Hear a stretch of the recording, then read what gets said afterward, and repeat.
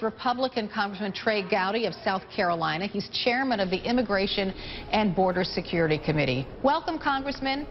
Good morning. How are you? I'm good. You said that in 1986, Americans thought the immigration issue was settled, that, quote, in the minds of many, the country got the amnesty, but is still waiting on the border security and employment verification. Why should we believe you now? And you're referring to the Obama administration. Some people say that that's just a red herring, this issue of border security. And by that I mean, really, you're against granting amnesty, let's say, for people here in this country illegally. Well, I certainly don't think it's a red herring. If you want to have the last conversation that we're going to have in this country about, quote, comprehensive immigration reform, how can you possibly have that conversation if you don't have some modicum of border security and employment verification? And actually, that quote was not directed to the Obama administration. It's directed toward anyone, Republican or Democrat, who thinks that there's an appetite in this country to continue to litigate this issue every 8, 10, 15 years. I represent a conservative district, and I broached this issue with them last week. Would you be open to a path to legal status, whether that be citizenship or something else? And I was shocked. I was meeting with some of the most conservative folks in my district, and they said, if you can secure the border, give us employment verification, and guarantee that we don't have to go through this conversation again, we'll be open to it. So that was not a dig at the Obama administration.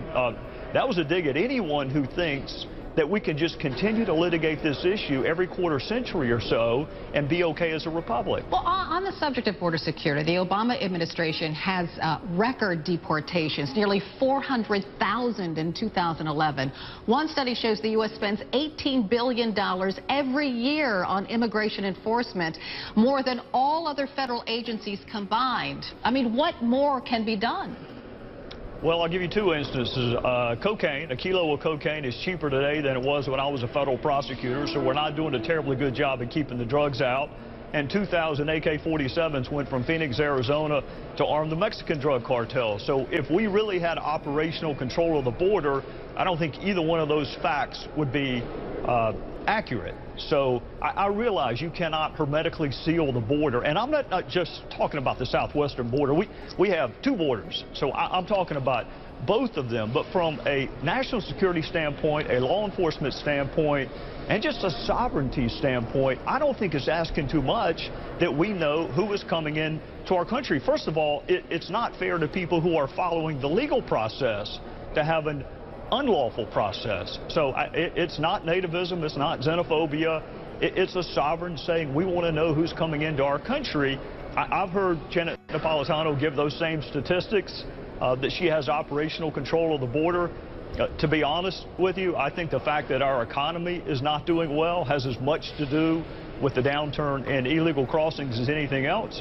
And if she can explain to me how we missed 2,000 AK-47s going into Mexico, I'll be a little more open to hearing her argument for having operational control of the border. Congressman Trey Gowdy of South Carolina, thank you so much for being with us this morning. Yes, ma'am. Thank you.